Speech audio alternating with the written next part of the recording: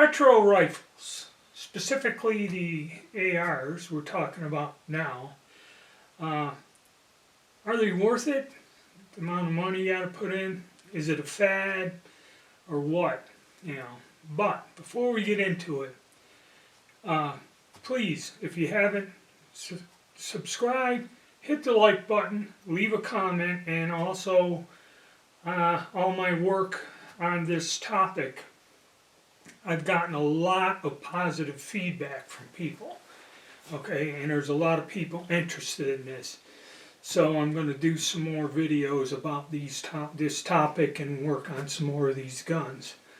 And if you could, become a member. Alright, so AR-15s are actually, when you're thinking retro, it's like, I used to build parts kits years ago, like 15 years ago, when you used to be able to get the firearms with the live barrel, be it AK-47s or anything. And it wasn't a bad thing. The government didn't like it. Everybody was building these guns. Just like the 80%, they didn't like that, so they did everything they could to squash it. But, we got what? SETME-C, SETME-L, CA3, somebody was asking me, so you got HK clones and all these cool old military guns. And instead of building them, because like to get all the stuff to build them, you're going to put up a lot of money for the jigs and that and the welding and everything. So I guess you can say the retro guns are a popular field, okay? And retro ARs, because you got somebody commercially producing, serial receivers that are period correct in the right configuration, the ARs are a little bit easier build than, say, some of the other guns. And, as far as tying up the money, we'll go into that in a minute, but you got a good example here. This is a 6.5 Grendel I built. And it's a good gun. I wanted to get something in that caliber to try out the cartridge, reload for it. And I learned a lot about the AR platform and stuff with this build. I did put a good amount of money into this, about 1K, maybe a little over. And I tried to liquidate it, but you're not going to get nobody to, unless they're really interested. It's, again, this is kind of a specialized thing. You don't really see people shooting the Grendel as much as before, but so it's something. I tied up a lot of money. I learned a lot from this about the cartridge, about the AR platform, and now that I got it, probably I'm going to do some more work with this and get out and shoot it some more. It's a goal I'm going to try to do this upcoming year, is get more range time with the stuff that I have lying around. So, now we did my first build. I had to build this one. Nobody sells a 601 copy per se anymore. Now Brownells, and I look back, Brownells came out, it was 6 years ago when they had the retro line. And I remember, back then I was tempted. There was something in that retro line other than the AR-10. The AR-10 would have been cool too. But they had a sale on them because I guess what happened, like with the prototype with the little finger cocker, that I would love one of them, but there's a used one for 2K, and I can get one brand new in the box that somebody has for 3K. That's a little too much. If I hit the lottery, yeah, but kind of can't do it. So at 1.5K for this build, I'm happy with it. I mean, I got, like I said, a lot of positive feedback. And I would like to give a shout out to Bruce Camp Armament 3728. A lot of positive comments, and told me that if I want to go further, he gave me little pointers on what I can tweak this in to get it more like an original. But thanks for the feedback and the info, but I don't know if I'm going to go that far. But thank you anyway. So, what I got into this, I could buy 4 of these. Okay? And a lot of people out there, it's kind of cool, but see, the thing is, like I was saying with Brownells, a lot of the people that did the videos on the Brownell line, they're influencers. They were loaned the guns or given the guns and ammo, and they go out and shoot it, and a lot of real positive things about it, but there were issues with the Brownells firearms. Like I told you, one of my subscribers bought one. They used to be up there, say 1.5 on average, 1.5K. And then they were lowering it to where they're about 1K. So I was thinking of getting one, and he got one. I forget which one he bought.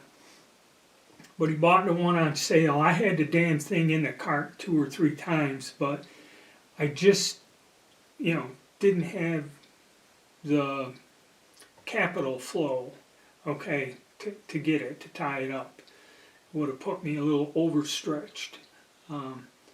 So I passed on it. They kind of got rid of them. You can buy, they do sell like uppers that I've seen from 2 years ago. So after 4 or 6 years, they have sold uppers and other parts and pieces. But I don't know if they sell any of the complete rifles anymore. And some of them, like they said, the one guy announced, that once they stop producing these or selling them, they become instant collector's items, like the AR-10s. Once they stop making them, these things now are collectible. Okay, and actually I've seen a Brownells 601 with the green stock, and my last video on all the things I changed out, that rifle has, just a standard safety selector, standard bolt catch and everything, and they want 1.5K for it, and I believe it's used. Okay, so yeah, getting this, I'm happy with it, and it is to me worth the money, because the historical part of it and studying it, and these are very different from these budget guns or the current ARs available that are all out there in all kinds of different configurations. It is a different weapon, okay, and it is fun to shoot, and I really like it.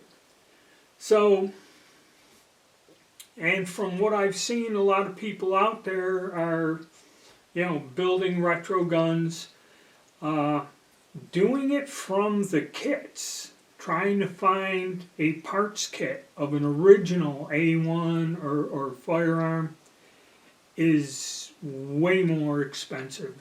Okay, I mean, they want just for the parts kits, which are missing the lower, the barrel, and all that. They want just about as much value-wise as the completed gun, and it's getting a parts kit. There are some people that, have like a complete upper. It's still all intact and original. You don't know how much use it has or how it's going to shoot. That is even more than the gun. So there's a lot of different avenues. I don't think, like one guy said, it's a fad and it's dying out. No, I don't believe so. Also, Atlantic Firearms has a bunch of M16A1 retro versions. I believe they're made by Southern Tactical. They have them on their website. They're about 1.3, 1.4K, and the thing about them, they have a brand new Green Mountain barrel on them. I think in the, I don't know if I'm pronouncing it right, the 223 Wild or whatever that weird chambering was that supposedly, excuse me, supposedly eliminates all the problem between 223 and 5.56 by the way the chamber dimensions are. It can universally accept all ammo safely or something. But it's also in a 1 in 9 twist, which at one point in time years ago, a 1 in 9 twist was a very popular option with AR rifles. 1 in 12s, I don't think were made for a long time, and because everybody went to the 1 in 7, which was the standard with the A2, the M16A2, and since then, with the ammunition, everyone kind of went with that. But there were people that, and there is a difference. You'd have to shoot 62 and higher with a 1 in 7, and you kind of got mediocre accuracy with a 55. So that's why they made these 1 in 9s. This one here is a 1 in 8, and this is the first one I ever got with a 1 in 8 twist in it. The other two budget guns are 1 in 7s. This is the only 1 in 12. Now I did own a SP1, whatever it was, the commercial version, the civilian version of the AR-15, the Sporter. Back in the 70s I bought it, and I wish I never sold it. And I can't even remember what the fencing in that was like on the receiver, but it probably was a 1 in 12 twist rate barrel on there. And I liked it. It was it was very much, it handled like this rifle here. Okay, and I liked it. But I wanted an HK G91, I think it was the designation. So I kind of liquidated that, put some money together, and got the HK rifle. I like that, but that also, I wish I kept that, but I just couldn't. And I had a G93 also, which was an interesting firearm. I should have never sold that, but I needed to replace my heating system, and that was a casualty of the immediate finances I needed at that point in time. So, yeah, I kind of got the idea. I knew these things were expensive, and I got into it, and I really enjoyed putting this together and shooting it.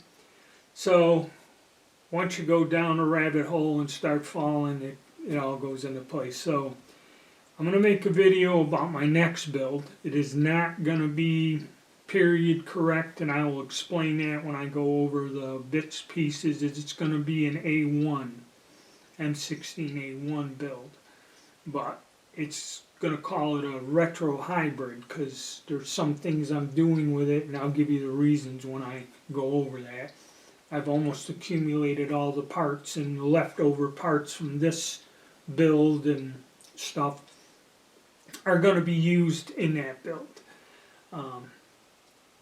So that's where we're going. Also, if you're in, be all in. You know what I mean?